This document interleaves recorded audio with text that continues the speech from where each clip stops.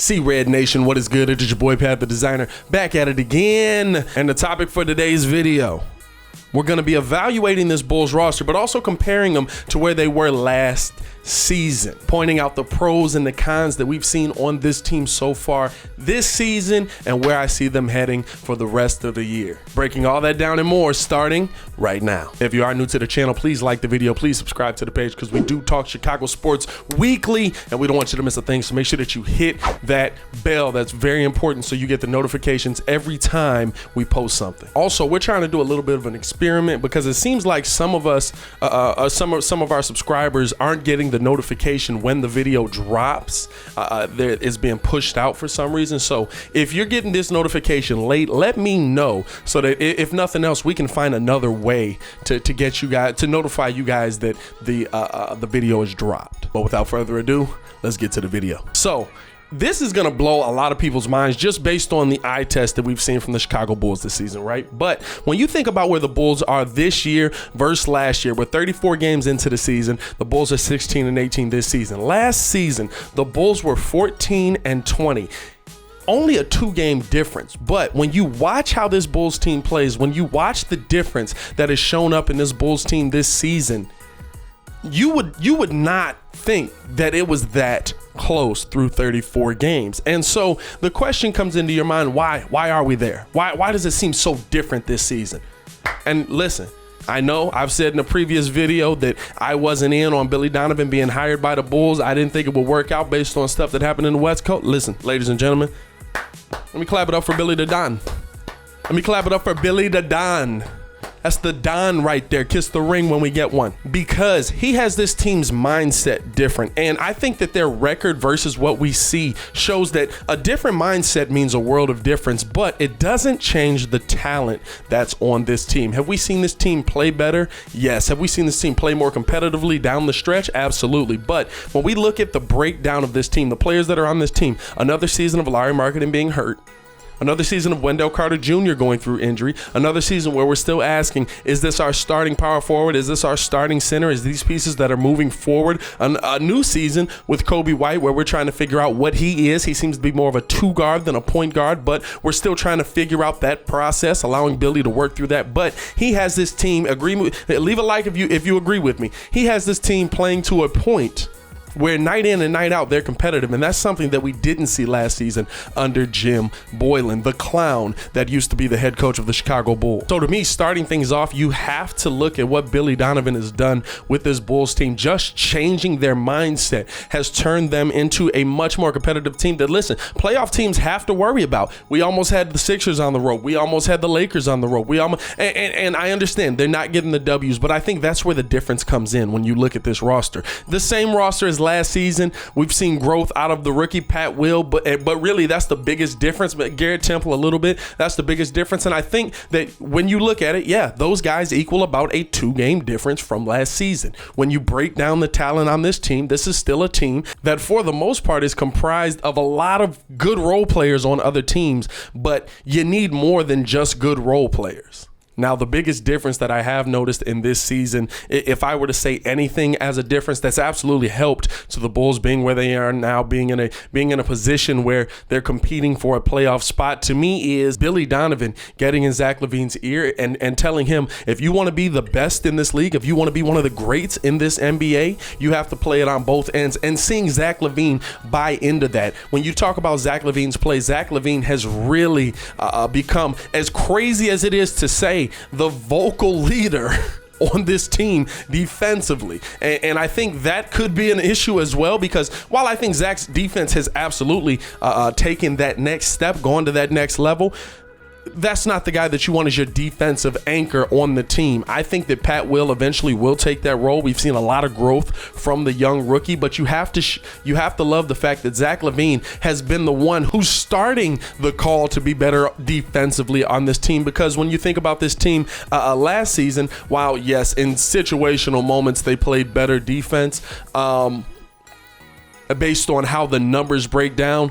When you watch this team, when they get into a rhythm, when everybody on the floor is on the same page, they do a beautiful job switching.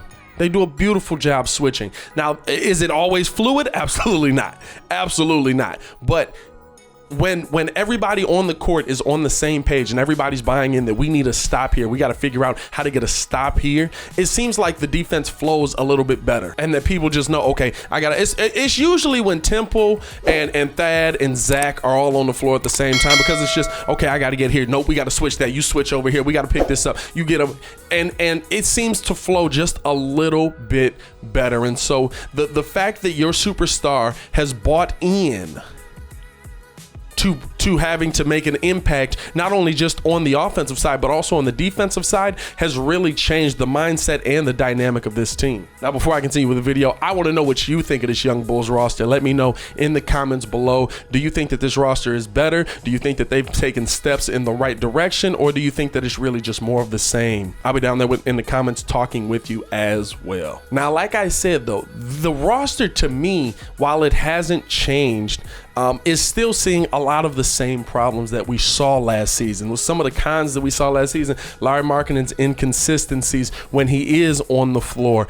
We saw when he came back from COVID, he got a little bit more consistent. He was becoming a factor night in and night out, able to score 20 plus, but then immediately goes on to another injury. And so you hate to see it, but it's one of those things where this might be just who Lauri Markkanen is. His body just might not be able to hold up versus NBA talent night in and night out. And you hate to say that about any player, especially here in Chicago. We never want to label somebody as injury prone, seeing this is what we went through with Derrick Rose, but that seems to be what we have on this team. We think about Otto Porter Jr. We think about Lauri Markkanen, Wendell Carter. When all those guys were in there, the Bulls were not only competing with some of the best in the league, but beating some of the best teams in the NBA, some of the teams that are at the top right now. And to me, that is a huge difference. But again, the Bulls riddled with injuries. When's Lauri Markkanen going to be back? We'll probably see him after the All-Star break, which if he's able to come back and he's able to continuously be on the floor and contribute, you might be able to change your tune on Lauri Markkanen,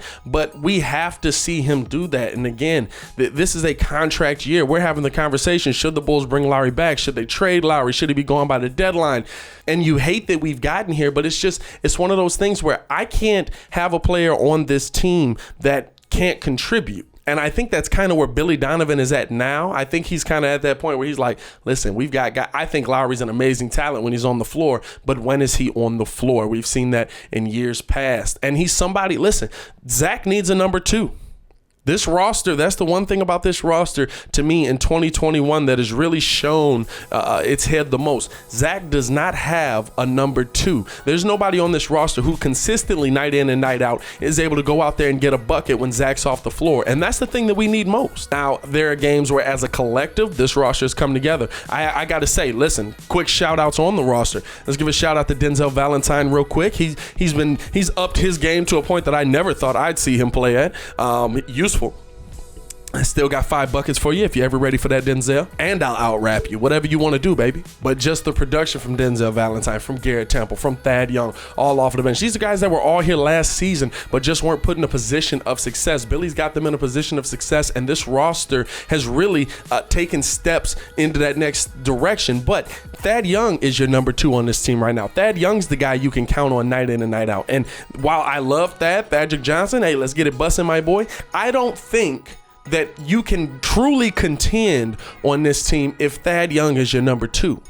Thad Young needs to be a piece that is like he is coming off of the bench, giving you stability at the 4 and the 5 position, giving you great defense. That's what we want from Thad, that Draymond Green role. Everybody's like, we need a guy like Draymond on this team, and you got him. Thad Young is that guy. But right now, the Bulls have him at a position where he's the only other guy we can count on night in and night out, and that's the biggest problem with this roster. Again, it comes down to a talent level. Kobe White, you've got to be better. And I think that on a consistency basis, since they've been allowing him to do more scoring than facilitating of the ball, he has been better. He has been somebody we can rely on in this lineup. But again, after the All-Star break, we need to see that consistency. Another piece that has really shown me that he could possibly be a starter in this NBA that I didn't think could last season after watching him with Jim all year is Satoransky. The law offices of Saddle and Young are open, and let me tell you something. They've come out and they have, and he has in himself, and the Thad Young, we know what we're getting from him, but in himself, he's really been able to come out and stabilize what the Bulls want to do on the floor at the point guard position, which has allowed Coby White to be more of a scorer, which has allowed Coby White to be more of that spot up shooter, which is the position that I think that he needs to be in for the Bulls to be successful. Now, as far as how good this team's going to be moving forward, where they're going to be looking to take that next step, I got to say, if we're going to take that next step, Coby White needs to emerge as Zach LaVine's number 2. On the same tip, I need Pat Will to be consistent as well. Just because he's a rookie does not mean we can leave him out of this conversation. Pat Will has games where, and listen, most nights he is the best defender on the floor. He's the guy you're sending at Zion Williamson, LeBron James, Kawhi Leonard. He's the guy that you're sending out there and you're giving him the toughest assignments that he can imagine coming into this game. But scoring wise, offensively, I understand that that's not been your thing, but if y'all remember those last couple of games before the All-Star break when he was being mad aggressive, attacking the rim, trying to get past his man, all of a sudden we're seeing him dunk night in and night out. All of a sudden we're seeing him knock down the open three, knock down the mid-range jumper. That's what we need to see. That's what we need to continue to see. And going into this second half of the season, and especially going into this play-in tournament or whatever that's going to be, Pat Will has to become a key to this Bulls team. What he's been able to do with what all the rookies have been able to do. Let's be real. What all of the NBA rookies have been able to do this season, coming into a situation where you literally went from college to no training camp, no preseason, no summer league. You literally just started playing basketball. I'm going to tell y'all something, man. This rookie class is going to be one to remember. This rookie class is absolutely going to be one to remember. And y'all remember, everybody was sitting there like, oh, it's no talent in this draft. It's a top-heavy draft. It's only 3 players. Okay, the fact that we're seeing rookies this season contribute like Pat Will has contributed to this Bulls team this season. These guys are going to take steps in the right direction, getting on to that next level, and man, it's going to be wild. But I need to see that. For the Bulls to take the next step this season, Pat Will has to become a key piece of what the Bulls are trying to do, as well as Coby White. Now, at the end of the day, is this Bulls team going to be good enough to get you in the playoffs? You know what? I really think it will be, and I think that they'll be competitive in the playoffs. There'll be a team that teams will be worried about playing, because you never know when the moment's too big for a young team like this. And a lot of times the young teams just don't know, I'm supposed to be scared in this moment, so I'm just playing like I'm playing. I'm gonna play all out. And that's a lot of times when you see the most competitive 1-8 or 2-7 matchups. You know what I'm saying? Because it's a young team getting in there that's moving in the right direction. And so I really think that this Bulls team could take a step in the second half of this season. They finished off their last 10 games 6-4 before the All-Star break. So I think that if we can continue that after the All-Star break, continue winning games like that, listen, the sky's the limit for this young team. The sky's the limit for this young team, and they are moving in the right direction, and I love to see it. I know there's only a 2-game difference like I brought out in the beginning, but when you watch it, you have to watch it. If you just look at the numbers, you'll be like, I mean, they're not that much different. No, watch the games. This Bulls team is moving in the right direction, play by play, day by day. And I'm excited to see what the second half of the season is going to bring. But I want to know how you guys feel, man. Let me know in the comments below. What do you think of this young Bulls roster at this point, at the halfway point in the season? I'll be down there talking with you in the comments as well. As always, it is your boy Pat the Designer, back at it again to continue watching our Chicago Bulls content. Click the link here or check the links in the description below. Y'all stay safe out there, Chicago. Peace.